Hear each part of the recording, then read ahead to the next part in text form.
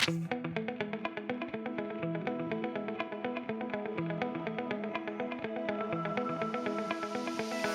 to Livewire Markets. My name is Vishal Tekshanani. Thank you for tuning into the Listed series. Today I'm joined by Brett Luthwaite from Macquarie Asset Management, and we're going to discuss the changes taking place in the bank hybrid market and what it means for investors. Brett, welcome. Thank you. Great to be here. Great to have you here. So Brett, you've seen significant shifts in the fixed income market in your career, with bank hybrids being phased out by 2032. How are you thinking about the transition and its impact on investors? Yeah, it's an interesting question, and I think to some degree it's amazing that this transition that you refer to around hybrids is such a big story. But I think if we step back to why is it such a large component of markets now, it probably goes back many, many years. Fixed income in Australia is not, or hasn't been, that easy to access in the past. When I talk about that, what I mean is if investors want to invest in equities, obviously on places like the ASX, they can trade stocks. Whereas to access fixed income by bonds directly, generally the parcel size has been quite prohibitive, so fairly large, sometimes 500,000, things like that. So going direct was always difficult. The next best option was unit trusts, which are very, very popular, but not for everyone, because you've got to fill out forms. Things have obviously improved through time, and obviously same-day transactions, things like that were a bit more problematic. So I think there was a significant proportion of investor population that was sort of saying, I need something fixed income-like. Can't do it directly. I'm not so sure about difficulty of access with things like unit trusts.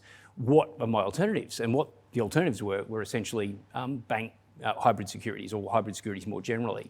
And they were somewhat fixed income-like, with a bit of what we say equity downside, but fixed income-like, quite good in terms of their yield, their income, generally in most market conditions quite stable, and they ultimately did that job quite well.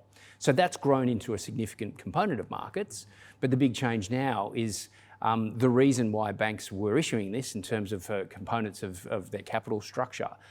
The regulator has changed their mind in terms of their usefulness, particularly if an institution was to be wound up. I think some of the events in 2022-23 sort of suggested that perhaps what the regulator thought the hybrids were for and what ultimately could take place were different, and so the decision is that they're going to phase that out. And so what that means is that there are a significant amount of investors who are invested and enjoying being invested in hybrid securities, but through time, there's going to be less of these available. It's very likely there won't be any more issued, and so many of these, investors are going to have to find alternatives. Okay, so no more issuances out until 2032, that's your expectation, so there's going to be the need to find alternatives. Yeah, that's right. So I think there is some level of uncertainty, but in our conversations with the major banks, they believe that APRA is quite firm on their guidance, and ultimately these securities will be phased out. And so it's unlikely, and I would say probably highly unlikely, that we'll see any new issuance, and as other ones come to maturity, they will be called and taken back in. Okay, well, that's it for bank hybrids then.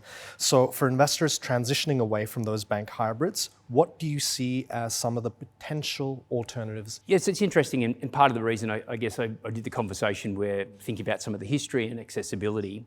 What's also changed through time is accessibility to genuine fixed income solutions has improved incredibly, particularly with the creation of ETFs, and in our case, active ETFs.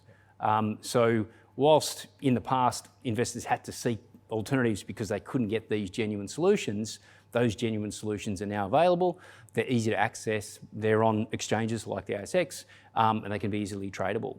And so I guess as clients reevaluate, well, what are they going to do with their investments in hybrids, there is now a much greater array of good ideas that ultimately will suit different purposes for different people's portfolios. Okay. So lots of good ideas. The one we want to hone in on today is subordinated debt. Can you explain what role can subordinated debt play as a replacement for hybrids? Yeah, so I think it's important that maybe the first question everyone should be asking themselves around if they are a hybrid investor and they're saying, well, actually, I can't get access to these anymore and maybe they're going to be phased out. The first question is really, why are you using hybrids?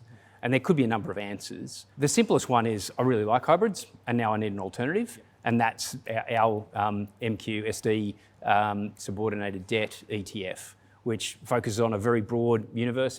It's active, it doesn't have a benchmark, but ultimately it's designed to return very similar to what you would have got in hybrids, but actually probably will do it with less risk because it invests in what we call subordinated debt, which is a bit higher in the quality components of I guess, bank debt issuance. But I think just saying on top of that is, that might not be the only answer to the question. Some of the other answers could be, I'm using it as a substitute for bonds. Mm-hmm. Well, I mean, ultimately we've got a different ETF for that. If you're a retiree, you like the income, maybe there's broader ways to get income. Or if you're really attracted to things like high yield, and there's quite a lot of noise around different things like LICs or private credit funds, then we've also got a fund called Yield Maximizer, which is designed to do that, but in a liquid, more easily accessible way.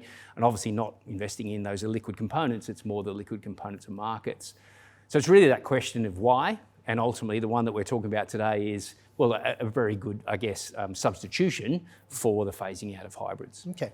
Can you explain the risk-return profile of this particular subset of fixed income and compare that to bank hybrids for us? Yeah, it's interesting because some of these words, even the word hybrid's quite technical. And I think to some degree, and even to myself, sometimes I wonder how we got here.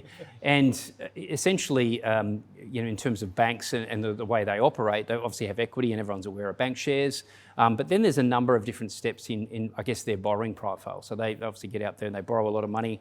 They either do that in very senior debt levels, and then it starts to tranche into what they call subordinated debt and hybrids.